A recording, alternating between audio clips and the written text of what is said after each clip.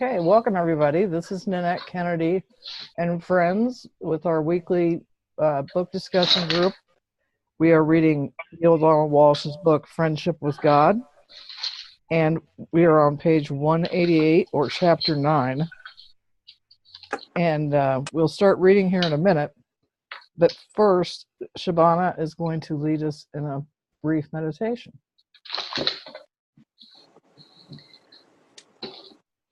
May I just ask if it's all right with Joyce if we just pray that all of us start to communicate with not just animals, but stuff like fire and earthquakes and all of that?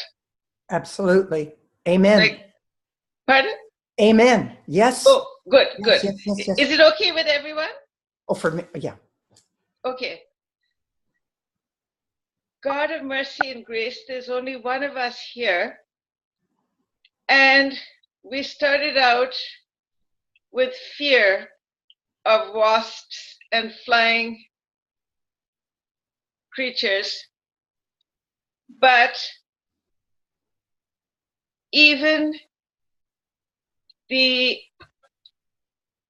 method that Joyce has, which is love-based, is a real problem because you have to get over your own fear to get into that, and that's hard. But we've got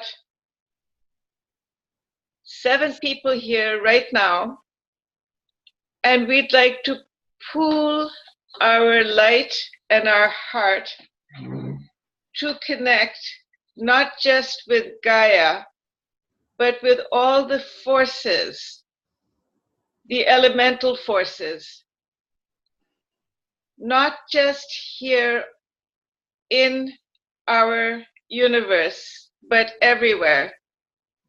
May we request that your mercy fill all 9 of us with love, with absolute faith that you have planned this meditation for us to love every form that could possibly be destructive, to give this form, this elemental form, the love it deserves, and to invite it to join with us in wishing only the best for everyone, because we're all one, and what's good for one is good for everyone. And I believe that's love, and we all agree, so we thank you. Amen.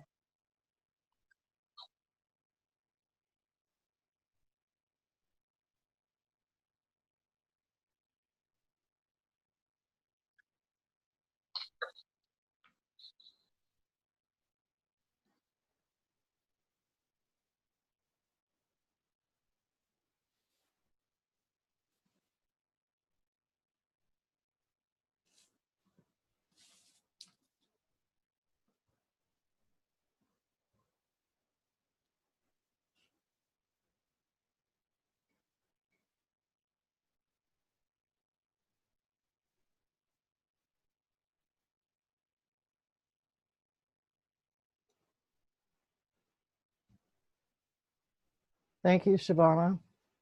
Because we're starting a little bit late, I'm going to go ahead and ask Angela to read and welcome my friend Jan to the call. Hi. Okay. I'm going to put everybody on mute unless you're talking.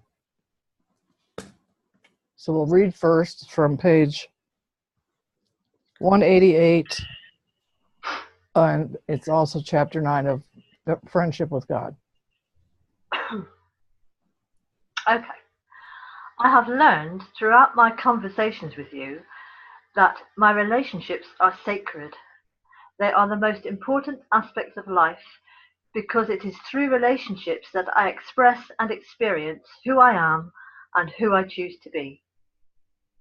And not merely your relationships with other people, but your relationships with everything, everywhere. your relationship with life and all the elements of life, your relationship with money, love, sex, and God, the four cornerstones of the human experience, your relationship with trees, plants, animals, birds, wind, air, sky, and sea, your relationship with nature, and your relationship with me. My relationship with everything determines who and what I am.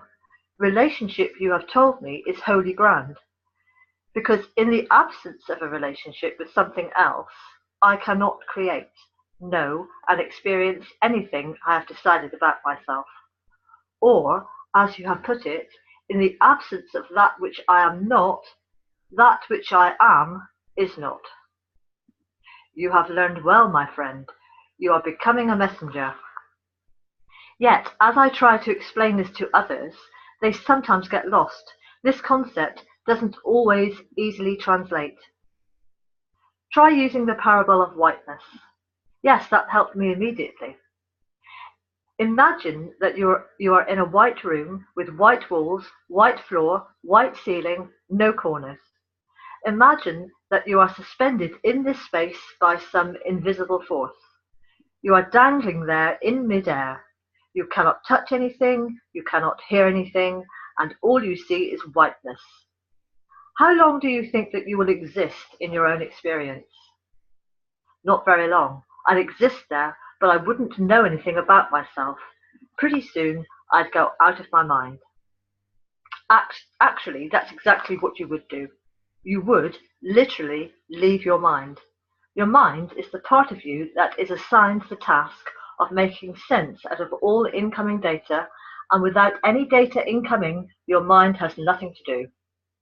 Now, the moment you go out of your mind, you cease to exist in your own experience. That is, you cease to know anything in particular about yourself. Are you big? Are you small? You cannot know, because there is nothing outside of yourself with which to compare yourself.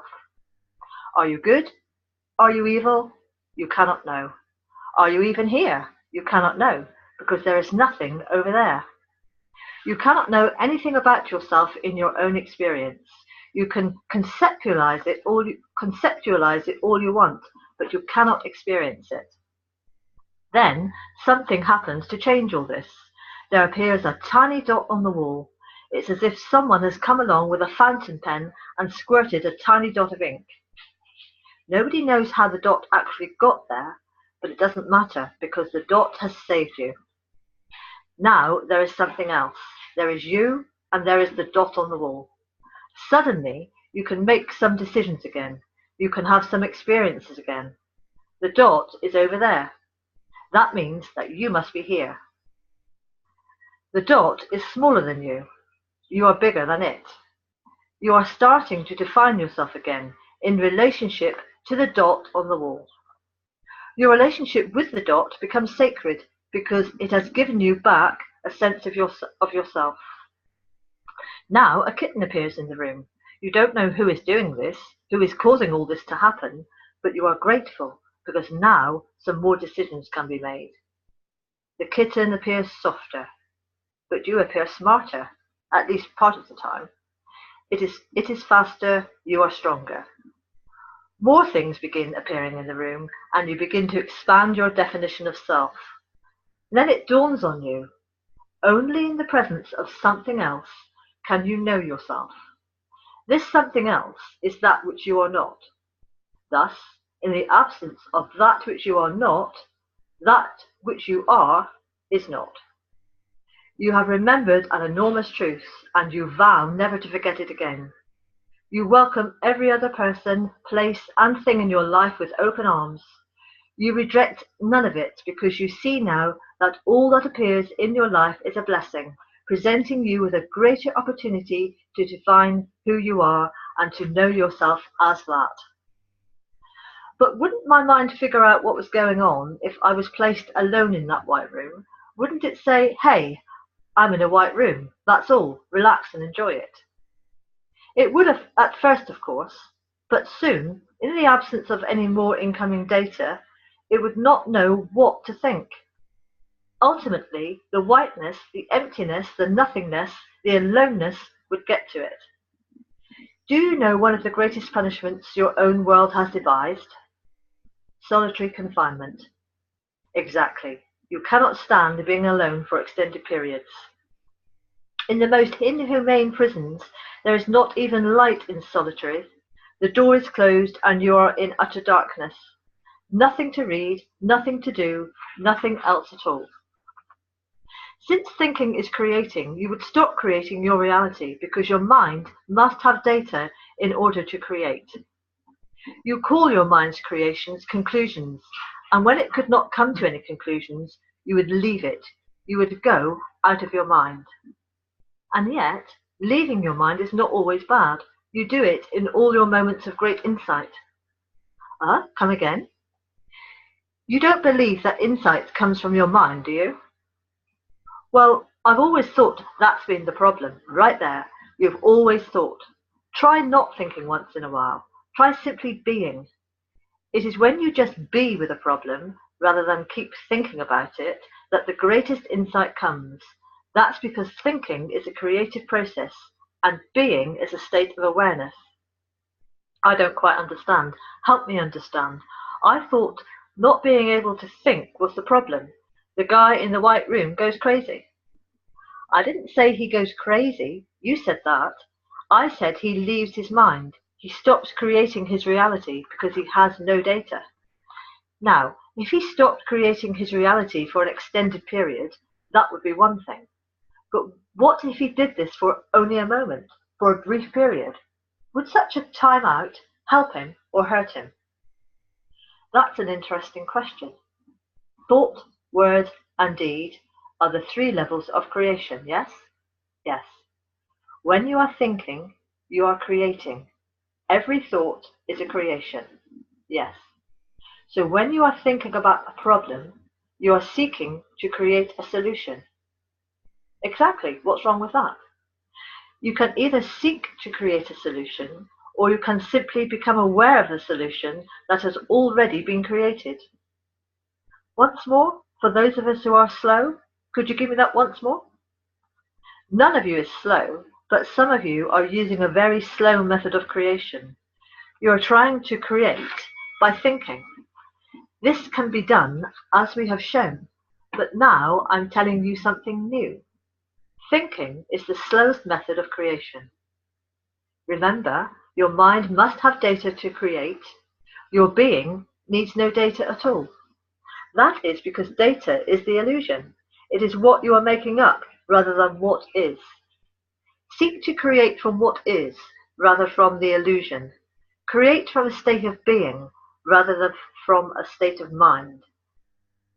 I'm trying to stay with this to understand it, but I think you're losing me. You're going too fast.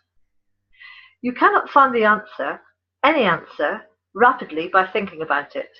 You have to get out of your thoughts, leave your thoughts behind, and move into pure beingness. Have you not heard the truly great creators, the truly great problem solvers say, when you give them a problem, let me be with that for a while? Of course. Well, this is what they are talking about, and you can do the same thing. You can be a great problem solver too, but not if you imagine you are going to unravel the riddle by thinking about it. No, to be a genius, you have to be out of your mind. A genius is not one who creates an answer, but who discovers that the answer has always been there. A genius does not create the solution, but finds the solution. This is not really a discovery, but a recovery. The genius hasn't discovered anything, but has simply recovered what was lost. It was lost, but now it is found. The genius is someone who has remembered what all of you have forgotten. One thing that most of you have forgotten is that all things exist in the eternal moment of now. All solutions, all answers, all experiences, all understanding. In truth, there is nothing for you to have to create. All that is necessary is for you to become aware that everything you wish and everything you seek has already been created. This is something that most of you have forgotten. That is why I have sent others to remind you, saying, even before you have asked, you have been answered. I would not tell you these things were they not so. Yet you cannot move to a state of awareness regarding all these things by thinking about them. You cannot think aware, you can only be aware. Awareness is a state of being. Therefore, if you are perplexed or puzzled about something in life, you must not mind. And when you have a problem, pay it no mind. And when you are surrounded by negativity, negative forces, and negative emotions, do not mind a thing. When you mind it, you obey it. Do you not see? You are controlled by it because you are minding it. Do not be as children who mind their parents. Get out of your mind. Remember, you are a human being, not a human minding. Move, therefore, into beingness. What does that mean? I don't know what the hell that means. What are you being right now? Agitated? I'm agitated because you're losing me with all this mumbo jumbo. Ah, so you do know what you are being. No, that's how I'm feeling. I'm feeling agitated. Then that is what you are being. What you are feeling is what you are being. Have I not told you that feeling is the language of the soul? Well, yes, but I didn't quite understand it. I didn't understand it quite in this way. Good. So now you are being more understanding. Yes, a little. Did you hear what I said? What? I said, now you are being more understanding. What are you trying to say to me here? I am saying to you that in every single moment of now, you are being something.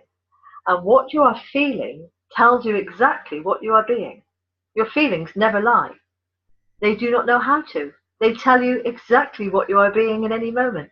And you can change how you are feeling by simply changing how you are being. I can? How can I do that? You can choose to be a different way.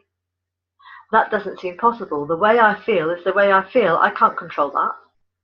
The way you feel is a response to the way you are being, and you can control that. That is what I am telling you here. Beingness is a state in which you place yourself. It is not a response. Feeling is a response, but being is not. Your feelings are your response to what you are being, but your being is not a response to anything. It is a choice. I am choosing to be what I am. You are, indeed. How come I am not aware of that? I don't seem to be aware of that. Most people are not, because most people have forgotten that they are creating their own realities.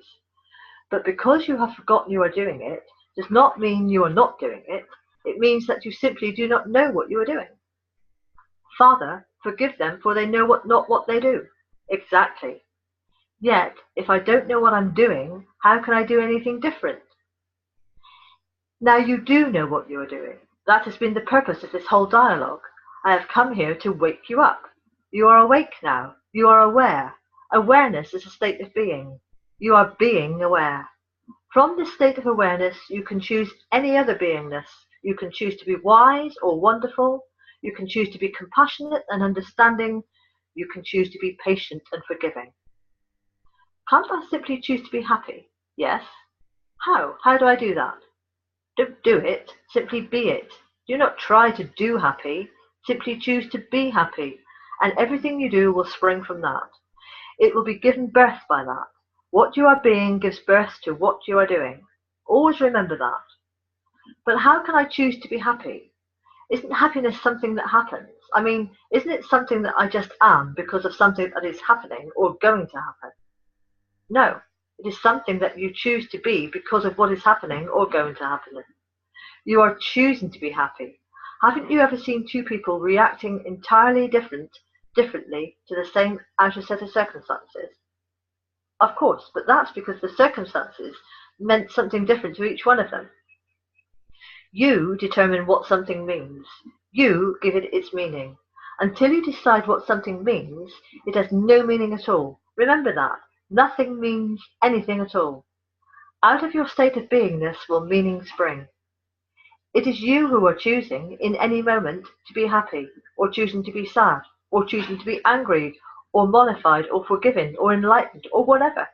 You are choosing, you, not something outside of yourself, and you are choosing quite arbitrarily. Now, here is the great secret. You can choose a state of beingness before something happens, just as you do after something happens. Thus, You can create your experience, not simply have it. You are, in fact, doing this right now in every moment, yet you may be doing it unconsciously. You may be as someone sleepwalking. If so, it is now time to wake up. Yet you cannot be totally awake while you are thinking. Thinking is another form of being in a dream state, because what you are thinking about is the illusion. It is okay. You are living in the illusion. You have placed yourself there. So you should give it some thought. But remember, thought creates reality. So if you've created a reality that you don't like, don't give it a second thought. Nothing is evil lest thinking make it so. Precisely. So every once in a while, it might be good to stop thinking altogether, to get in touch with a higher reality, to pop out of the illusion. How can I stop thinking? It seems that I'm always thinking. I'm even thinking about this. First, be quiet. By the way, notice that I said be quiet. I did not say think quiet. Oh, that's good. That's very good. Okay, now, after being quiet for a while, you will notice that your thinking at least slows down a bit. It starts to simmer down. Now, start thinking about what you're thinking about. What's that? You heard me. Start thinking about where your thoughts are going. Then, stop your thoughts from going there. Focus your thoughts. Think about what you're thinking about. This is the first step toward mastery. Whoa, this is blowing my mind. Exactly. No, that's not what I meant. Yes, it is. You didn't know it. This really is blowing your mind. What is it that you humans say? Let's blow this joint. Well, now you are going to blow your mind. That is, you are going to leave it. Now, when people see you in this state of mindlessness, they may very well ask, have you taken leave of your senses? And you can answer, yes, isn't it great? Because your mind is your sensory input analyzer, and you've stopped analyzing all the incoming data. You've stopped thinking about it. Instead, you're thinking about what you're thinking about. You're beginning to focus your thoughts, and soon you will focus your thoughts on nothing at all. And let's stop. Let's stop there, Angela. Okay. Thank you for reading. Okay. And who would like to start the conversation?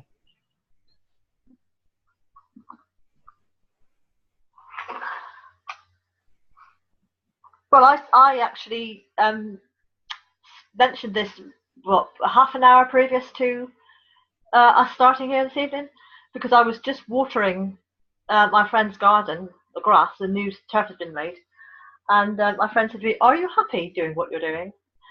I said, well, it's not a case of doing, it's a case of being. Exactly my. So, and yes, I was happy being, or I was being happy doing what I was doing, but yeah, only 30 minutes previous to our session. Over. Thank you.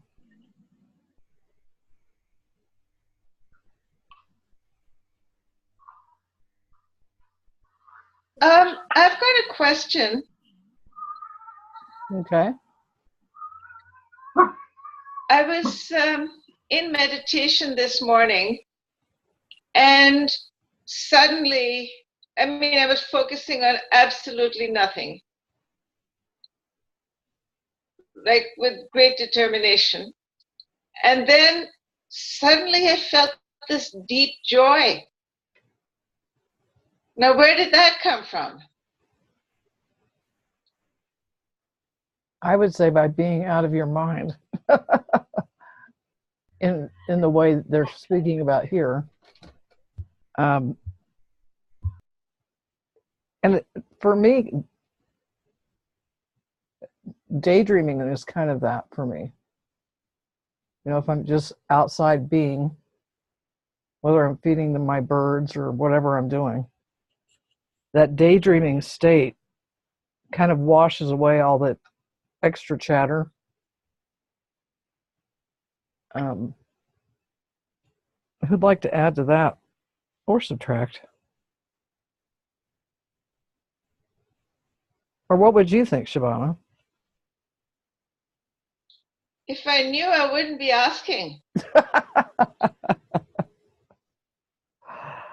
Okay.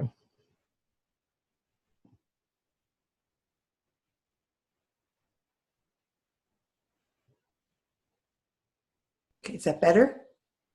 Okay. Can you hear me? Yes. Yeah. Very short, that's your recognition of who you really are. It didn't come from anywhere. It's always there, from my experience. As Nanette was saying, what did you say, Nanette? I forgot your words. Daydream. Daydream, yeah. But yeah, I mean, for Nanette, she feels that loss of her physical self, I guess. Getting out of my mind. Or getting out of your mind. So stay with your joy. Yep. Don't change that channel. Right.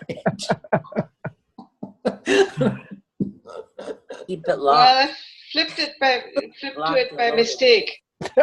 No, you didn't. No, Shapana. You are hilarious. She really is. And adorable. Outrageously adorable. I love you, Joyce. You're so funny. I love you too. Thank you. It makes sense, but something else happened. I'm sorry. I'm going to have to tell you the story of my life, but I'll do it very quickly. Okay. I'm on this island which has no landfill. So it costs money to ship it to the mainland to put it in the landfill, okay? And everyone and their dog is dying, literally, because the average age here is about 80 plus. I'm a very young 62, right?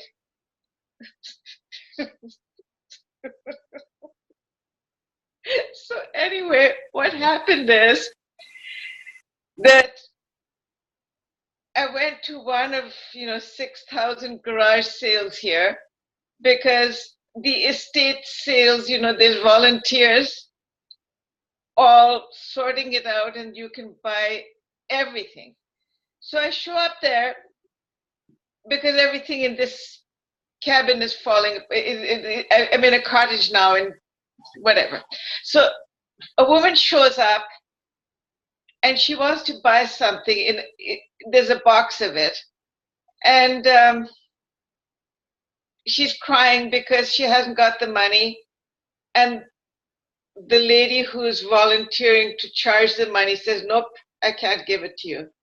So I said, now just a second, right? And they both said to me, stay out of this, it's none of your business. And I'm thinking, yes, it is, So I elbow in and I cough up the $10.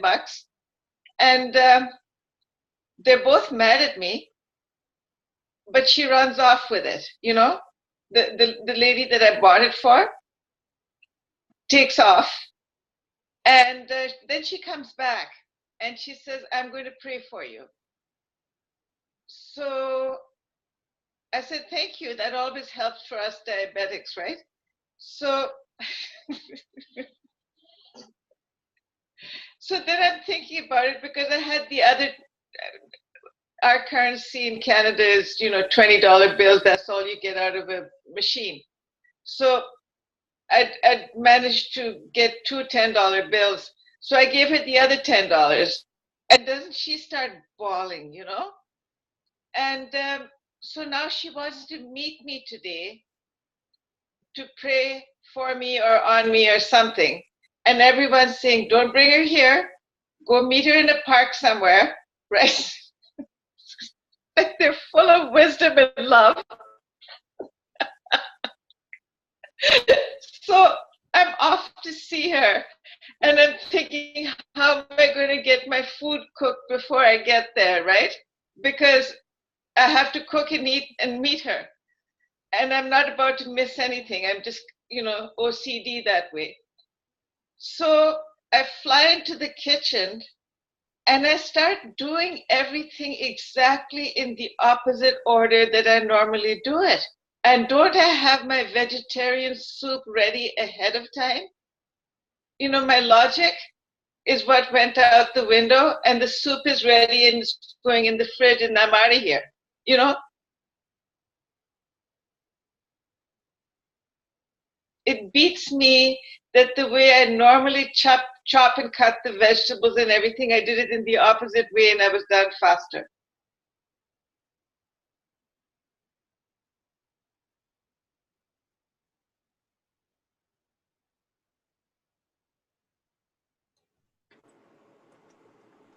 Can't hear you, Nanette. I'm not. I just put myself off mute. Oh, okay.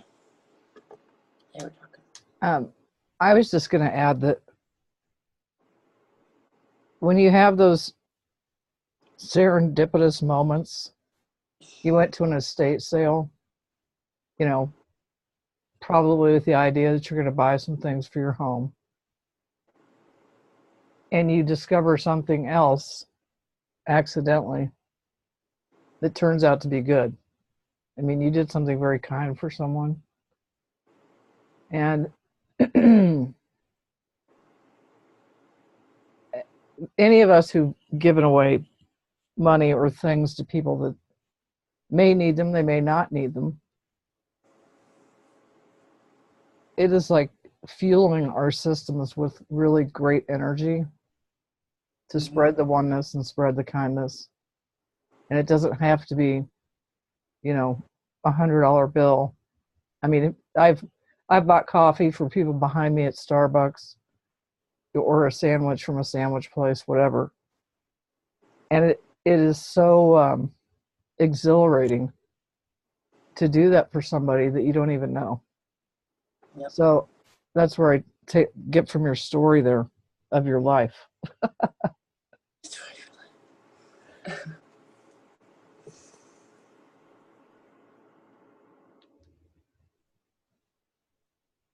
Well, isn't that when it says it's already been done? Like your mind or your soul was saying, this has already been done, like your vegetarian soup was already done. Like with the nuts, you know, Mary's kittens, it was already done deal. But it hadn't happened yet, but they were anticipating it. It had already been done. I'm finished, I'm done. You know, so you're just you're projecting that, so then it is finished. And God already knows what's happened anyway. It's already been done anyway. So you were practicing that. It's wonderful. Great story. Thank you.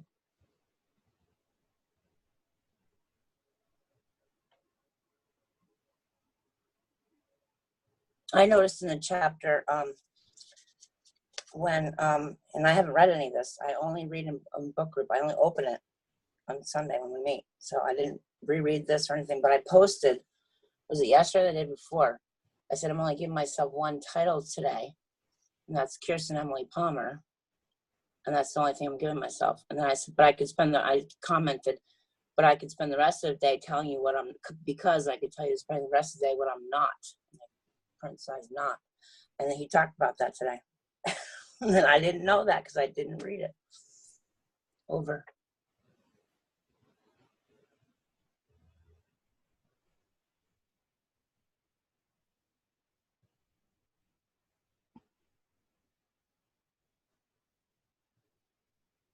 And what do people think about try using the parable of whiteness?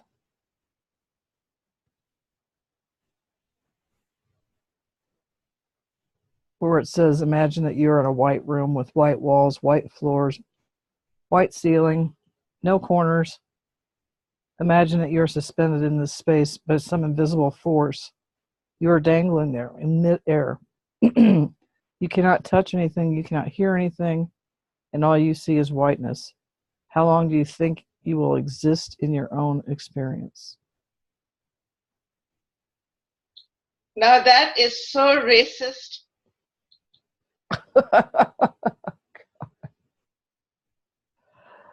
I think one of the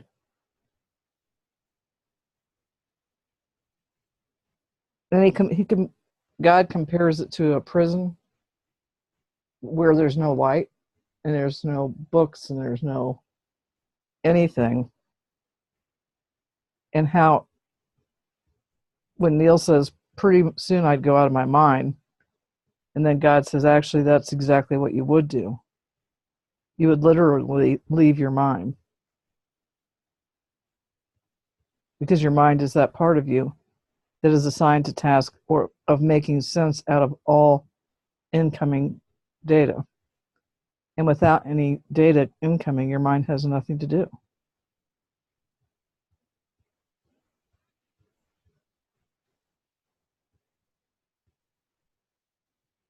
And I think, like even mowing the lawn or vacuuming sometimes, you've got that bigger noise kind of blocking out all the other noise. It can be a meditative state for me. Just I'm mowing the lawn. I'm not even thinking I'm mowing the lawn. I'm just going about and doing it. So I think there's many ways to settle our minds and not be forceful about it. And when we're in fear of something, it's so easy for that fearful thing to keep popping up because you keep trying to push it out. And I don't know where God or Neil just said this, but one of them said, sit with that instead of trying to push it away. And there's even a fear in sitting with something that you might be concerned about.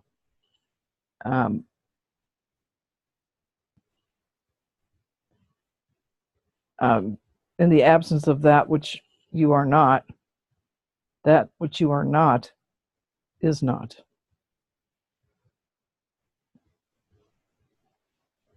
Says God.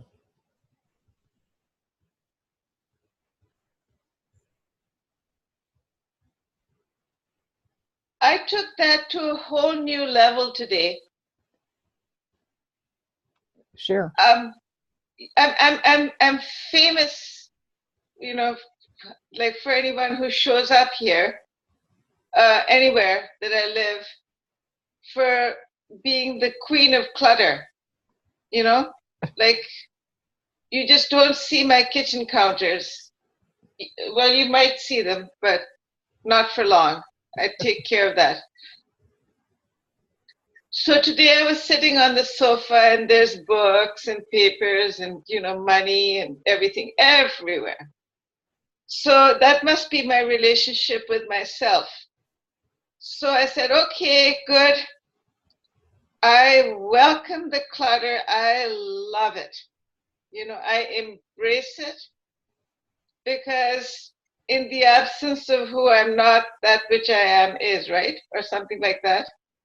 So I just loved my clutter. And suddenly I wasn't resisting it anymore. I might just clean up, But for once, instead of judging myself, I just said, bring it on. That's me. I can totally relate.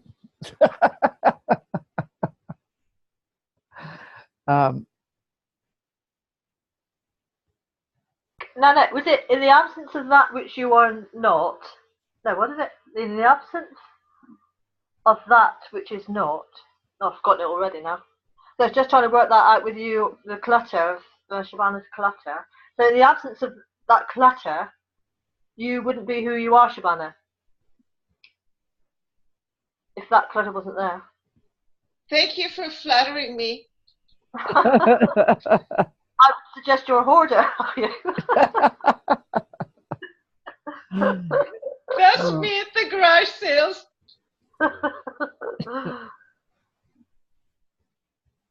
In the absence of that which is not, that which is not.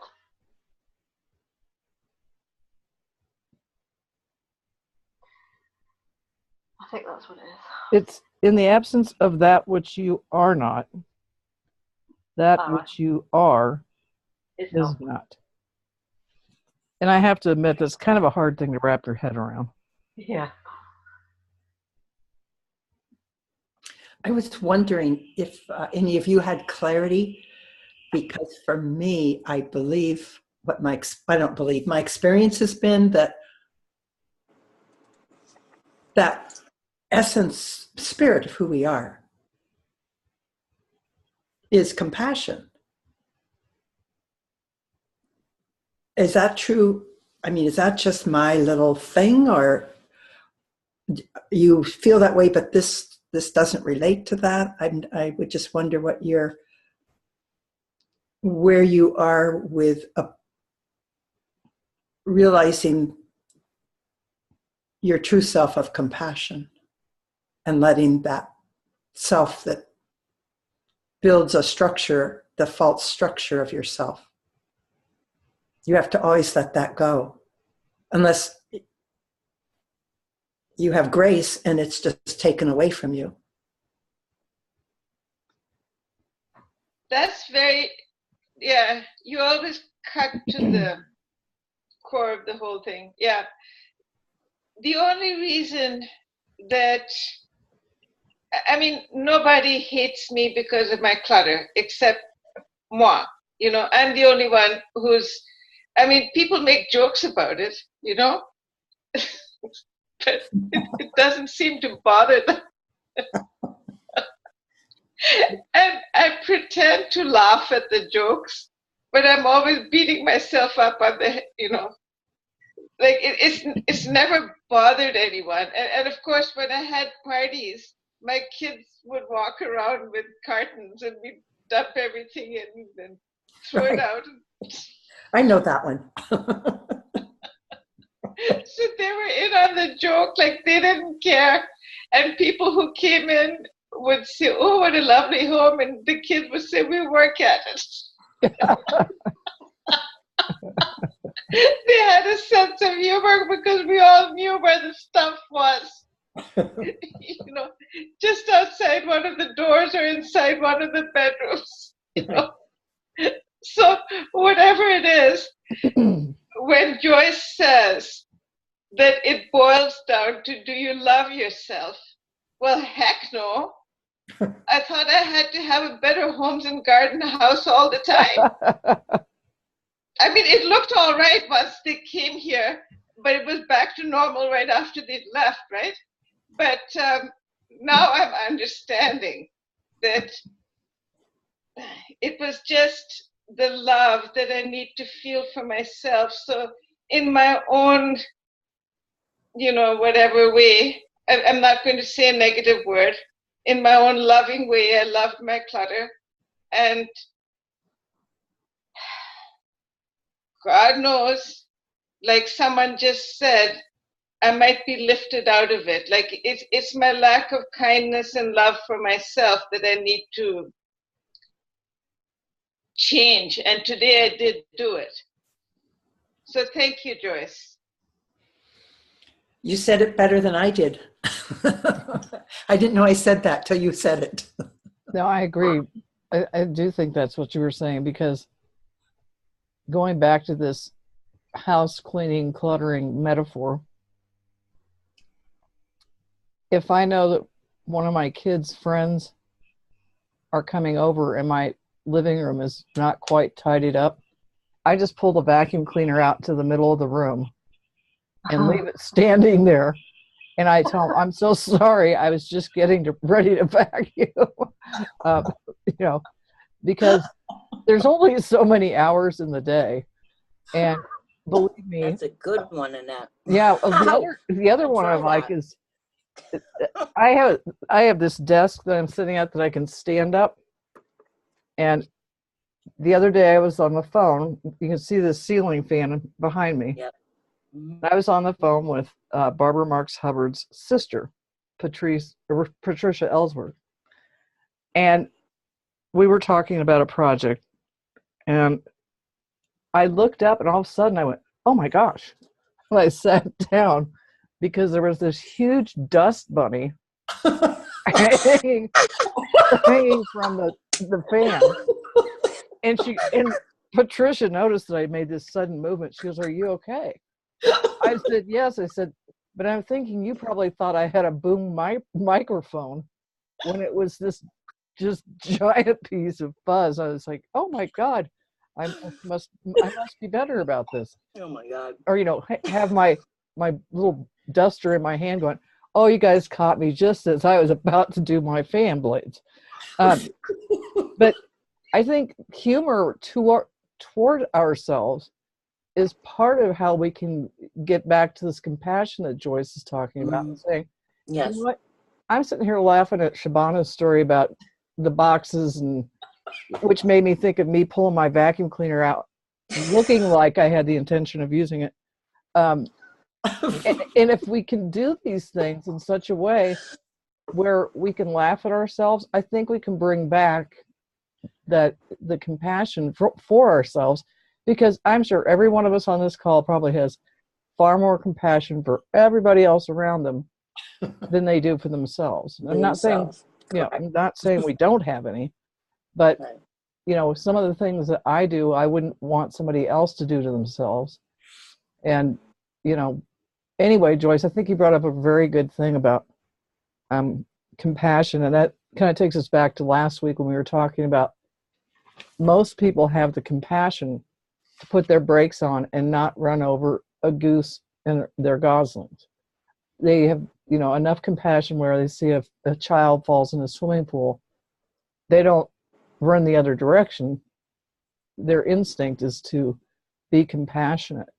And so our instincts towards ourselves need to get better about being compassionate, just saying, I am compassion. Over.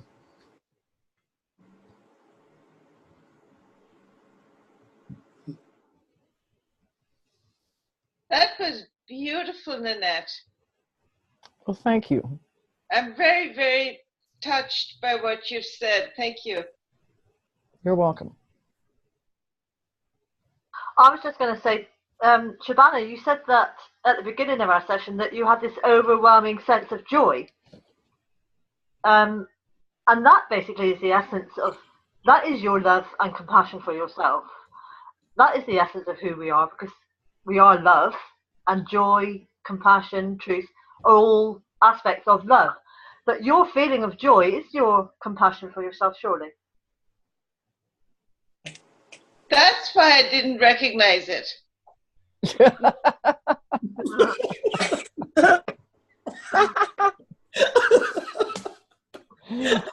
God, you crack me up. We could have a comedy. You are out of your mind. Oh my gosh. But today is International Laughter Day, so I think we've accomplished that. And